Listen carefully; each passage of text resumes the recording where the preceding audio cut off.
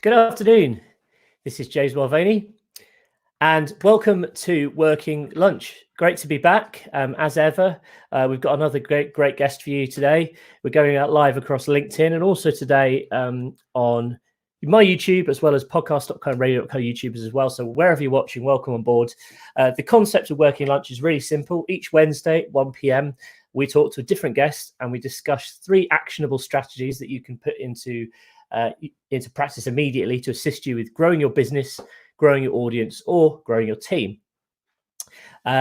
Each session's streamed live. Obviously, we're live right now, and you'll be able to watch it again on demand. So please feel free to share it with your networks if you've just tuned in, or if you can't spare the hour or so today that we're going to be live, you can watch it again later on. So without further ado, I'm going to bring in my guest for today. Hey, James, how's it going? Hello, James. All right, I'm good. Thank you very much. How are you doing? Yeah, good. Nice sunny day today, so all is well. Yes. So welcome to Working Lunch. You're head of community management and social media for Jagex. So can you just start off with just tell us a bit about what you do? Yeah. So a little bit about Jagex to begin with. We're a games company based in Cambridge. We have 2 kind of major IPs in RuneScape and Old School RuneScape that have been they're kind of multi-million pound MMO franchises. Yep. And they've been around sort of since 2001. So we are an old hat in the British games industry. So yeah, my role is head of community management and social media. So I am responsible for all of our organic, social, and our communications with our players, and ensuring that our players are represented both within the studio, so their views are heard to the rest of the developers, but also that we are articulating our messages to our player bases in a way that we think is best in order to engage them, to be able to encourage them to kind of, I suppose, react the way that we would like them to react, and understand their frustration sometimes when they come out, and also their celebration as well.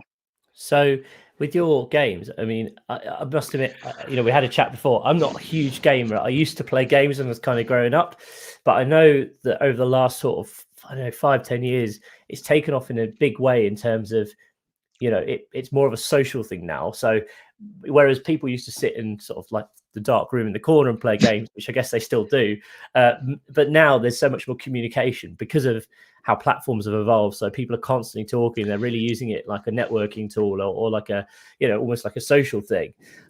So kind of like, I think that change has been really interesting. But also, we're seeing people like PewDiePie, for example, getting huge amounts of traffic and have really grown, become almost like, celebrities in just playing games online and sort of streaming it. So I'm kind of curious to sort of talk a bit about how that links in. But I guess let's kick things off. Obviously, your kind of core responsibility is social media.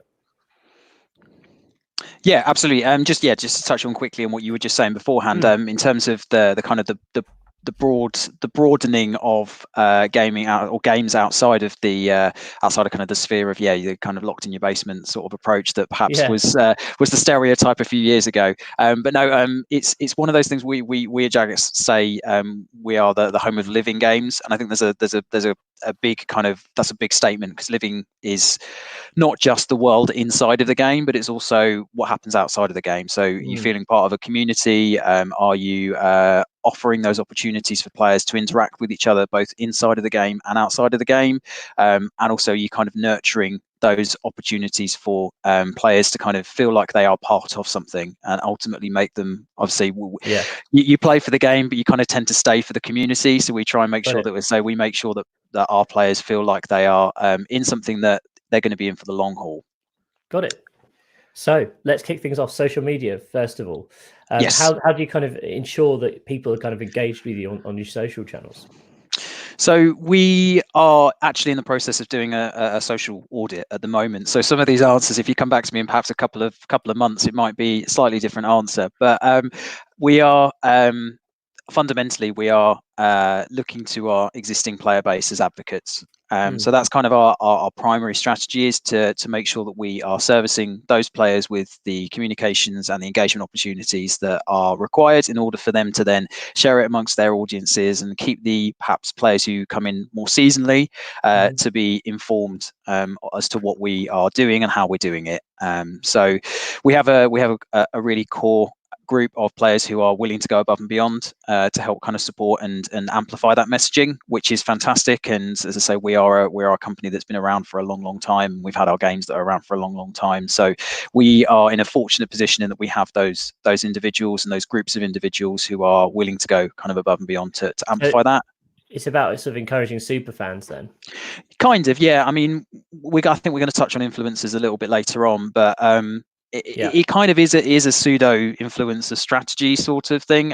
But what I would say is we look to try and give them the tools that they need in order to kind of amplify that messaging organically. Obviously, we have a separate digital team who are responsible for doing a lot of our user acquisition and engaging sort of long-term lapsed players. But our primary directive is to make sure that those current players are kept in the know, that they have those tools to be able to engage with us in many different ways on many different platforms, and that they can have their voice heard as well. I think, which is really important. Can you give me some examples then? How do you do that? Yeah, so we have. I'll use Twitch as an example because, as I say, we talked about sort of PewDiePie and the kind of the celebs in the gaming world at the moment. We have sort of a weekly Twitch live stream where we sort of bring in some of our developers to talk to our they kind of have a conversation between themselves, but also we ask our community to sort of generate the question pool that we would ask our staff.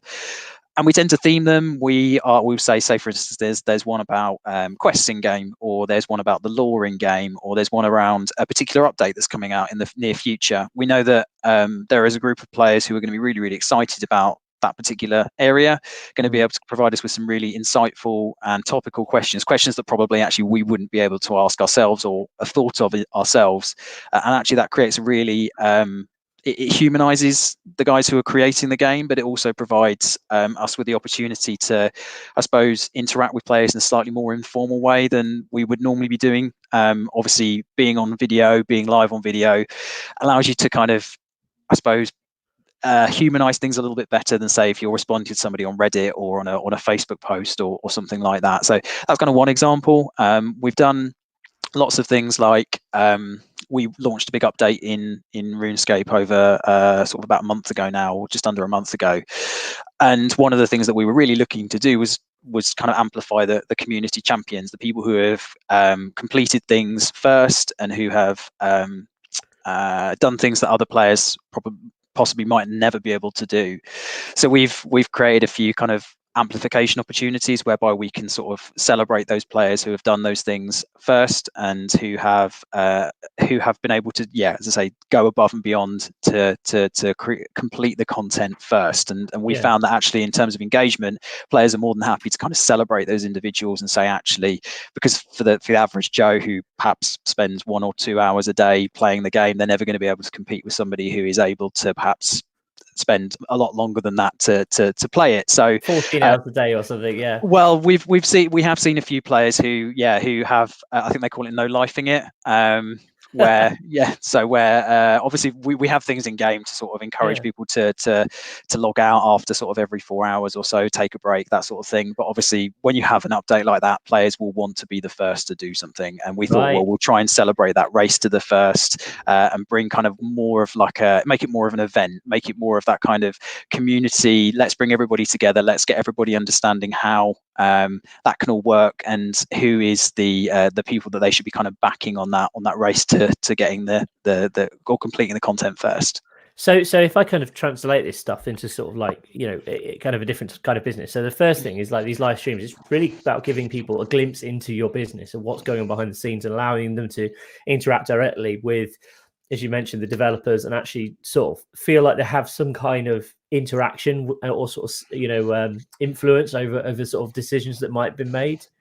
Is that right? I'd say that's pretty accurate. Yeah, I mean, we try and do, obviously those are kind of, I suppose, more formalized live streams. They're things that we script and not script. We obviously ask players beforehand. Yeah, we ask players beforehand what the questions are likely to be. We do engage with the chat if there is things that are coming out of that. But obviously, we'll try and, as much as possible, prepare what we can and make sure that the people on the sofas are comfortable with what might be asked. And try and sort of put in some more kind of business as usual style things in there if we feel like we need to address a certain thing. We do things that are perhaps a little bit more off the cuff. We do like to get our staff doing things like one of the things we're going to be trying to do in the near future is do a series of kind of Instagram live videos with members of the team, where there's a kind of that more one-to-one feeling like you've got with individuals. We've also do things like quizzes. We were thinking about perhaps doing a RuneScape themed Dungeons and Dragons night for our players as well. So we're trying to do things that not just that engagement not just that kind of informational style of things, but also that engagement, that offering experience, that experiential thing that you perhaps wouldn't have been able to get elsewhere. What differentiates us from, say, another content creator who might be able to do very similar content. Got it. Yeah, that's interesting, because we were sort of throwing an idea around, like having some kind of podcast party type thing, because obviously at the moment everyone's inside. House parties taken off significantly as a sort of social tool, but it's thinking, how can you kind of sort of morph that into something that would be beneficial for a business? And I think as well, as a business, it's sort of easy to say, well, you know, how are we going to benefit from this? And how do you sort of then bring it back to, you know, keeping people focused on the product versus just doing stuff for a laugh? Do you know what I mean? Yeah. We're quite fortunate, really, in that there's community and social tends to be one of those areas which is very, very difficult to attribute value to, particularly organically, because in terms of tracking data, it's quite difficult. If you're looking for engagement rather than conversion, it means that, as I say, it's very difficult beyond sort of reach and engagement metrics to say what the general value of it is to the business. We're quite lucky at Jagex in that actually, from very early on, we've been kind of given the directive that actually we're not that fussed about, say, conversion or link clicks to the website, that kind of thing. That's obviously a nice bonus, but it's actually more important that we are engaging and informing those community members what's going on and finding new and exciting ways to be able to engage with them. For sure. So, and we obviously have KPIs, and we have like performance indicators and all that kind of stuff. But actually, what's more important is those kind of engagement metrics where it's not just a share, but it's actually how are people engaging with that content. Is it we're getting a thumbs up from a few people, or is it actually instigating conversation between players and creating that kind of extra level of engagement that perhaps is a bit more valuable to us than, say, somebody just liking a post on Facebook, for instance. Cool. Okay. So moving on to sort of your influencer strategy. Sure. Obviously, gaming, like I mentioned before, you know, it's really there's tons and everyone wants to become like the next big thing in gaming at the moment. There's obviously people who have made a significant amount of money by being influencers in the gaming world, which I think is fascinating. As I say, it was an industry that didn't really exist 10 years ago. Yeah. So how do you go about sort of engaging with them?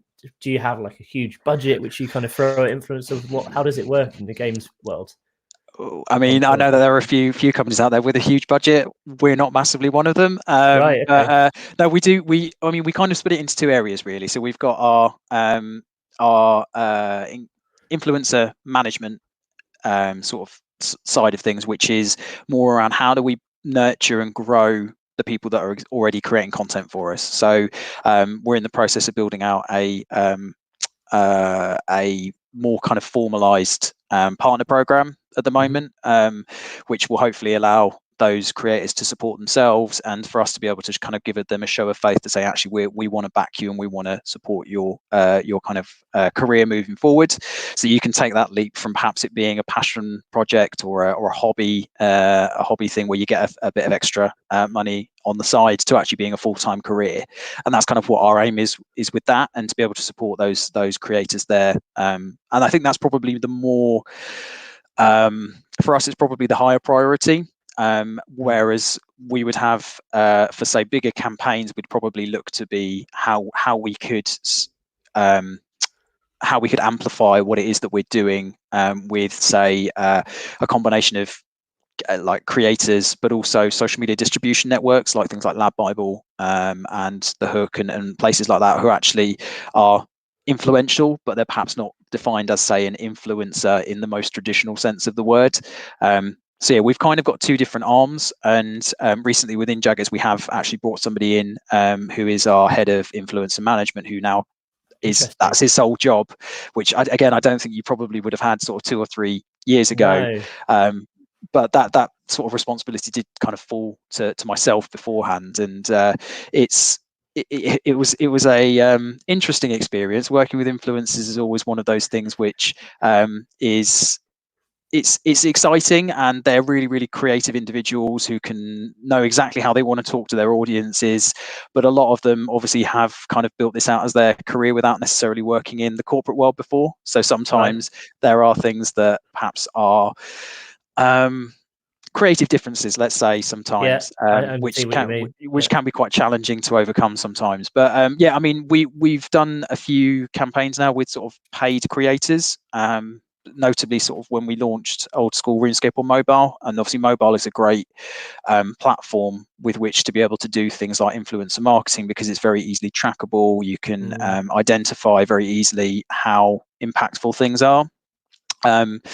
And I think we were looking at things like a CPM of about £4.50 and a CPI of about £2.50, and we ended up hitting our goals quite substantially, really. Once we were able to kind of align our data with Google's data, we were invited into a trial program with Google to help kind of identify what the attributable revenue and attributable downloads you would be able to get through Google Play, because obviously they have YouTube and Google Play, so they can kind of tighten the knot that with influence marketing, if you have sort of a track link, you can obviously track where people have directly clicked the link and say downloaded your game, but there is a vast proportion of people who would see the video and then go to an app store and then type in the thing and go down there. That Google can close that gap, or they have been able to close that gap with the trial that we were doing with them. Really? Yeah, which is fantastic. And we were able to kind of more accurately track what our CPI was, where we hadn't been able to before, which was really, really exciting. So rather than this, we found it was about a 376% increase on what we'd actually been able to track, which was really, really exciting. And it really offered us the gumption kind of within the company to actually say that this is something that we should be doing more of. And actually it kind of paved the way for us to be able to actually get ahead in to support it, to do this kind of thing more often. It's very exciting. It's something I've had very little experience with, but I think, I thought, especially do you know much about sort of micro-influence? Because that's a term that's been thrown around a lot at the moment. Yeah. So I mean, micro-influence is kind of what I would say are the, I think it's more of a term for, say, something like Instagram. You tend to find a lot of people on Instagram identifying themselves as micro-influencers or micro-bloggers or something along those lines, where their audiences tend to be a lot more engaged because they're very specialized, or they're experts or whatnot in a particular area. And say it is a really viable option for people if you're looking to do influencer marketing, to identify sort of a group of micro influencers. It's a bit more time, takes a bit more time, and because some of, again, kind of going back to working with creators, some of them don't necessarily have, say, agents or have a formalized process through where they would go about doing stuff, so it can take a little bit more time. But if you're looking for kind of higher engagement rates and perhaps a more authentic message for your audience or their audience to kind of buy into your product, micro-influencers can be a really viable option, because sometimes if you look at some of the higher level influencers, they are doing quite a few now branded campaigns, so that kind of level of authenticity can be foregone a little bit sometimes when you are looking for these kind of larger creators. And I think there is a graph that I've referenced a couple of times with when I've done sort of talks on this sort of thing, but there's like a graph where if you sort of, so I'm just getting my, you look at engagement versus follow count, and the engagement kind of drops off as you go down through. The higher the amount of followers you've got, the lower the engagement is on something like Instagram. So high, I suppose it's high engagement, probably lower visibility, but it can be much more valuable and provide a much more authentic message. Okay, interesting. Have you got, in terms of like, how do you go out and source influencers? Is it something you kind of do through a booking platform or like an agency, or is it just you've always been kind of in touch with them directly, and that's now where you've got this in-house person to manage that? Yeah, again, we kind of got a few different ways of doing it. Really, we're quite lucky in that a lot of people have played RuneScape in some form at some point in their gaming careers. So Right. if you do approach people directly and say, "Hi, we'd love you to start thinking about creating some content around RuneScape," you don't have to go through the whole "Oh, what is it?" and Yeah. what's in it for me kind of thing. Okay. So we when we have reached out organically, that's tended to be a really kind of good way for us to be able to do it. But we have because we haven't had the dedicated in-house resource for a long time, what we've tended to do is we've tended to go through an agency to be able to source some of those creators, and they've dealt with a lot of like the legal rigmarole and the financial rigmarole that comes with it, because I think that's probably the most time-consuming part of it, is the identification and the kind of the negotiation negotiation phase of the content creation. So is that a specialist game? Was it a specialist games agency or just something? Because I'm intrigued to see. Have you got any agencies that you could suggest for people who are looking to do this? Yeah, so we've I mean, gaming, as you said, it's kind of I won't say it's unique, but it has kind of unique qualities sometimes within within the wider influencer sphere. So we've tended to work with companies who specialize in gaming or games. So we've worked with the likes of Kairos Media, who we still kind of work with now. We've had a few other people pitch to us that have had really good suggestions. I'll be honest with you, I can't remember any of the names off the top of my head, and I wouldn't want to misquote them. But no, there are loads out there, particularly within, let's say, the games sector, because there are so many creators now that are popping up. And obviously, gaming is becoming one of these things, particularly obviously with the situation that we find ourselves in, where actually people go there because they try and get away from whatever is going on in their actual lives, and they use it as an escape, or that actually there's not really an awful lot else to do at the moment. So playing a game is actually a viable alternative. So it's only going to, I think there's probably going to be a bubble bursting at some point, but from everything that I've seen, it looks like it's only going upwards at this stage. We've seen similar in uptake in listening figures on podcasts and radio, and just a general increase in customers. I think the entertainment industry as a whole is doing all right at the moment. Whereas obviously some of the other industries are sort of suffering. So it's quite an interesting place to be. But I guess it means that we're all a lot busier than perhaps we were. Even just a couple of months ago. Suddenly there's a big increase in demand and for various different things. So that brings us on to sort of managing an online community. Obviously, you have to look after. I imagine this must be in the millions of people who are really engaging with all of your products. How do you go about sort of approaching that from to begin with? Yeah, it's quite daunting. As I say, we're in a fairly fortunate place in that these are established communities already. I think it's probably a slightly different conversation to be having. How do you nurture and build a community versus how do you maintain an already kind of established one? But because, as I say, I've had more experience doing the latter, I'll talk about that for a little bit more detail. Yeah. But we have, I think, first and foremost, it's really important to work out where it is that your players are and where they are engaging with you. Engaging and talking about you, and then I suppose spending a bit of time working out if it's worth muscling in and actually creating something that's going to facilitate that discussion a little bit easier.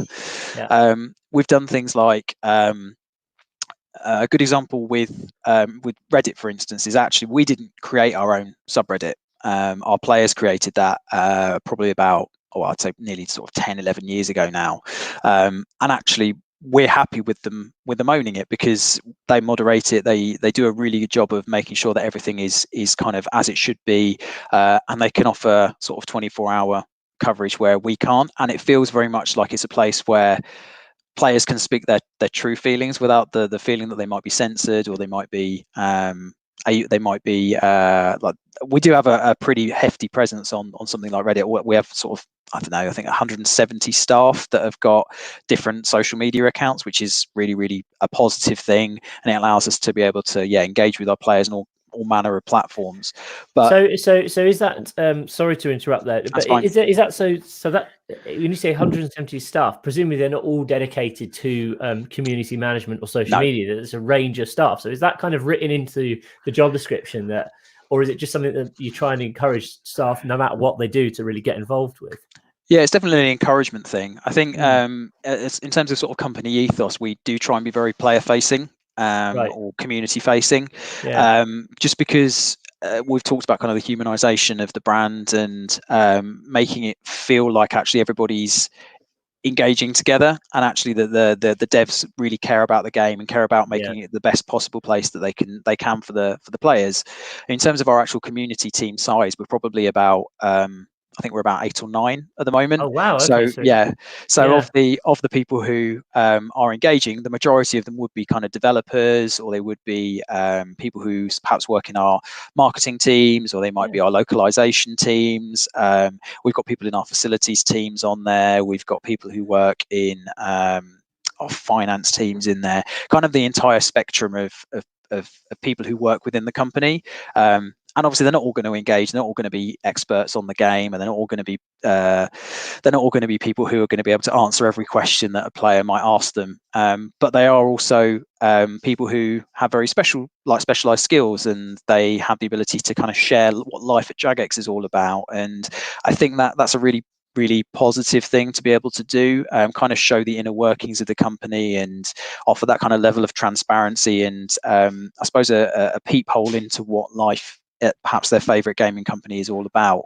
And that you say, I'd say probably of the 170 staff or so, probably you've got a core group of about 25 to 30 who are the really kind of high engagers, and they will primarily be sort of community management and a few developers and some of our sort of higher level producers who kind of obviously want to try and make sure that level of communication is very, very constant and very, very consistent.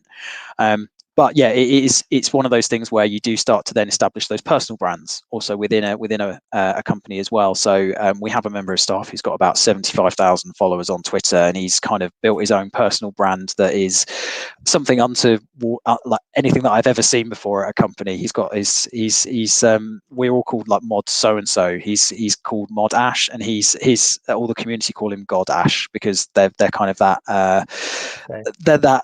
I think if he were ever to leave the company, I think there would be a mutiny, because he's kind of that revered by the rest of the community, and to have that kind of level of I suppose reverence within a community is obviously a really kind of powerful thing for us, but it's also a really it's a really great thing for him as well, and really great thing for our community to have that level of somebody who really cares about what it is that they're talking about. He replies to every single post that he gets on Twitter, which when you get hundreds of posts a day is just obscene, really. And he's a developer as well. He's not even a community manager. So I was going to say, does that have any impact on sort of the amount of time he's actually spending on sort of his day-to-day work versus in the engagement thing? You know, how does he balance that? That must be tricky. Yeah, honestly, I don't know. We do like one of the things that obviously having a lot of staff on social means you have to have kind of guidelines and support options, and we have like a social media policy and all of that jazz. We have e-learning things that we offer staff, and we have like an onboarding process whereby you need to complete X, Y, and Z things before you're allowed a social media account and to represent Jagex on social. Part of those guidelines obviously are kind of best practice things, and understanding what your limits are, how to engage in if things go wrong, what to do if, say, the worst should happen and say you start getting personally attacked by a member of the community, that sort of thing. So we have guidance for kind of lots of different eventualities. Thankfully, a lot more of the negative things we don't really need to use very often, but obviously working within an area where there are lots of very passionate people, sometimes things can bubble over a little bit, but generally the positives outweigh the negatives. Excellent. I think there's lots to go off there. So if anyone has any questions for James or myself, please feel free to put them in the comments. We are watching the comments. We're going to be starting to take some questions now. So firstly, got a few in here. What tool do you use to locate where the majority of your community is, or where people are talking about your product or business? So we've used a few. We've used in the early days we used Brandwatch, which is like a Boolean focused tool which allows you to search for certain keywords and where people are talking about them. It's a very powerful tool. We found that it was a little bit complicated for a lot of people to quite grasp how to use correctly. So and we weren't getting the use or the value out of it. So we moved into something called Raidly, which is a very similar thing, but it was perhaps a little bit more simplified in terms of the UI and the design. Again, we found it worked to an extent, but because of the fact that it's Boolean search, it requires a lot of upkeep. So you need to update the keywords regularly, particularly if you're updating as much as we are, and certain terms become really, really zeitgeisty within the community on a regular basis. So again, we're looking at alternatives, and we've kind of stumbled on one which is called Player XP, which is specifically focused on gaming, which is a sentiment tracking tool, which is powered by machine learning. So it identifies, or we've chucked some stuff into it to begin with, and basically it's learning how to identify what defines as a RuneScape or an old school RuneScape or Jagex related term, and then it assigns a sentiment value to it. So is it 90% positive? Is it 20% negative? That kind of thing, and it starts to build up a picture of a macro level sentiment score within your community, but it does also drill down into the different platforms as well. It's really good for gaming because it identifies things like reviews, so it splits out by reviews, online communities, which is the likes of Steam forums, Reddit, Discord, sorry, not Discord, online Reddit, your own forums, and Steam forums, and also social, so the YouTube, Twitter, Facebooks of this world as well. So it breaks it down by that platform as well, so you can identify what kinds of people are talking about your brand in specific ways, and is, say, for instance, people on Reddit being very, very negative about something, but actually on Twitter people are being really, really positive about it. So perhaps there's a way that we can articulate it better to those players who are not receiving it in the right way, for instance. Okay, that's very interesting. So it kind of just gives you a really good overview of what's going on all these different platforms. Sounds very, very clever. Okay, how about podcasters? Does Jagex work with podcasters at all for influencer marketing, or is it mainly social media? I would love to. We haven't ever as yet, but I think we were talking, James, before we both came online about podcasts, and actually I'm a huge podcast fan. I'm planning to run the London Marathon, and it gets me through the longer runs listening to podcasts back to back. But I would love to work with podcasts. It's something that would probably go through our head of influencer management now. But I know when we were discussing launching old school RuneScape on mobile in 2018, it was something that we wanted to try and explore. Obviously, there are kind of sub-genres within podcasts as well, as there are with other platforms as well. So we were looking at sort of cosplay communities, ASMR, that sort of thing.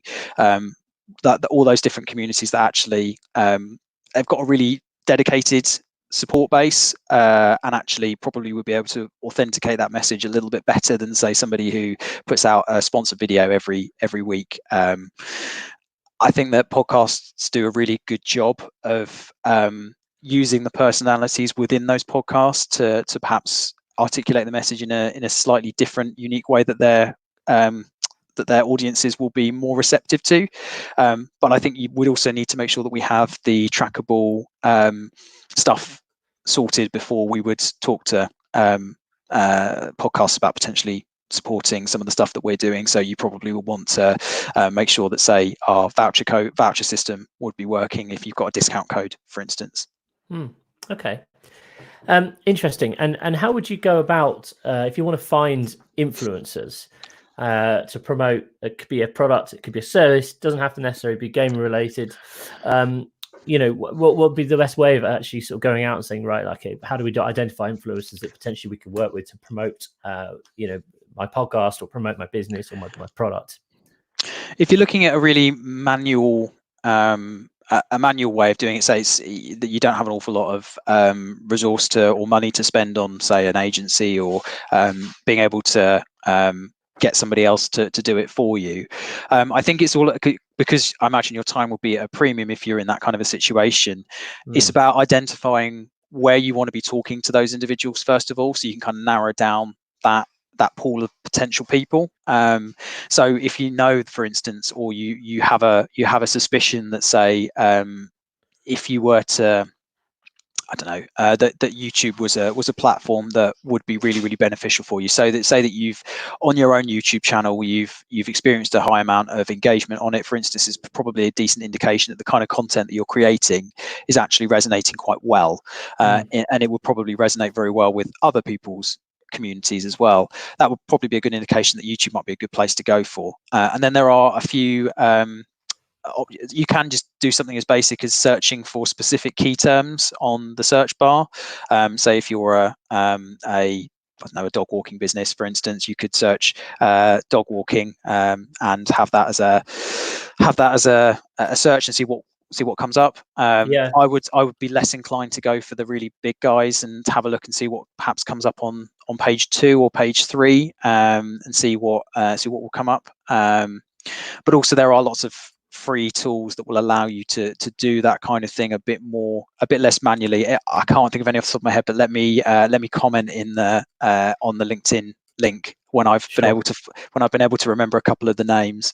But yeah, there are a couple of really good tools that will allow you to do a trial, that will allow you to kind of put in certain parameters. So you're looking for somebody within a certain level of followers, or that have certain demographics to their audiences, and you can plug it in and you'll get a list of people that would be probably pretty good for that particular activation. Cool. Okay. Also, someone's asked, has Jagex gone into podcasting at all yet? Have you thought about doing a podcast, for any of your games like Run Escape or? We absolutely have, and we were in the process of being able to pull together our podcast, and then the coronavirus crisis happened, and we have not been in the office for the last sort of 4 weeks. So trying to organise that kind of thing obviously can be done remotely, but I think we've kind of had other priorities that we needed to try and get sorted before we can sort of get into these new and exciting things that we're doing. So yeah, podcast is definitely something that we would like to be doing. We're actually doing our remote live streams, weekly live streams, almost like in the form of a podcast. Anyway, I was going to say, it's if you're already using live streams as a way of engaging with people, which anyone could do, doesn't have to just be reserved for gaming. I know the reason I'm saying this is because we've had a couple of comments, people saying this is just gaming strategy. It's gaming strategy. The things we're talking about here can really be applied to absolutely any business. Doesn't matter if you're running a podcast, radio station, you're selling a product. These principles can really apply for anything. So I think live streams are a great tool to sort of actually communicate with an audience, no matter what what it is you're selling, what it is you've got. But actually converting that into a podcast there's not too much of a difference, really, is there? No, there's a lot of repurposing of things that can happen, and I'm not going to say it's a one size fits all, because obviously there are optimizations and things that you would need to do within each individual platform to make that content relevant for that particular platform. But yeah, there is definitely things that you can be doing. Say if you do a live stream and you've got certain sound bites that you want to be able to cover, you can then clip those bits out, save them as MP4 videos, and then upload them to your other platforms, which are probably more suited to short form video. You can also, as you say, take perhaps some of the audio recording, upload it as a podcast potentially, there's lots of different ways that you can multi-purpose different types of content.